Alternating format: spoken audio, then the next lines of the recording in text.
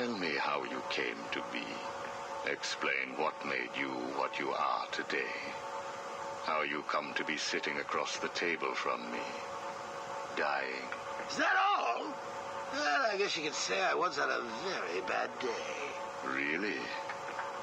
Go on. It was a Thursday night. Things had been getting worse. I was 3 days from the bank foreclosing on my home.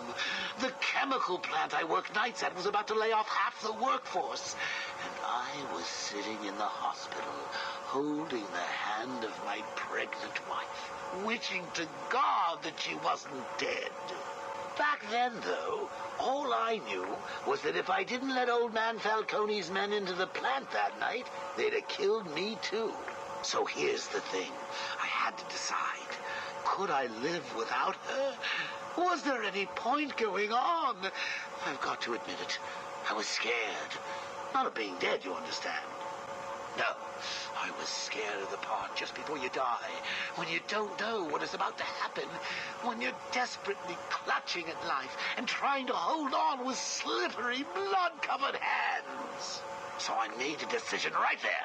It's the day after, and I'm standing in the freezing rain, just staring at the chemical plant, feeling numb. Jeannie was dead. It didn't seem real. I can remember the day I first met her. Her infectious smile as I told her bad joke after bad joke. How, even after living with the pathetic wretch I was, she still wanted my child. And then they arrived. Reality's way of yanking me another wedgie. Falcone's men told me to cheer up. He said things could be worse. I asked him how. He grabbed me by the collar, pulled me close. He'd been eating garlic, and each word stank as he threatened to perform oral surgery on me with a nail and a brick. Creative guy.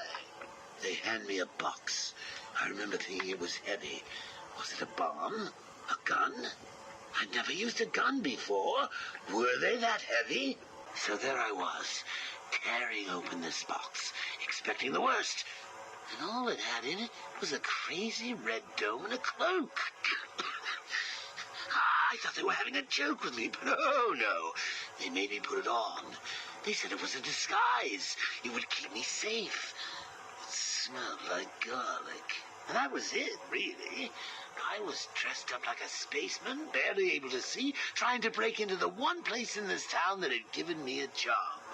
Have you ever tried to walk with an enormous fishbowl on your head? Don't answer that. It's hard. I couldn't see where I was going. I must have tripped one of the alarms. I heard muffled gunfire. I panicked and tried to run. And then I saw him. Batman. Batman tried to hit me. I moved out of the way, but, well, what you need to understand is I had this giant bowl on my head, and I lost my balance. It's like life, really. 1 minute everything's bad, and the next your wife's dead and you're hanging on for dear life, suspended over a tank of experimental chemicals. I'm sure he'd say he tried to save me, but we all know he didn't. I fell. For a second, just as I hit the surface, I thought I may just get away with this. I was drowning. The chemicals were burning my skin. My entire body felt like it was on fire. And it was all his fault. Whose fault? Batman's? Who else?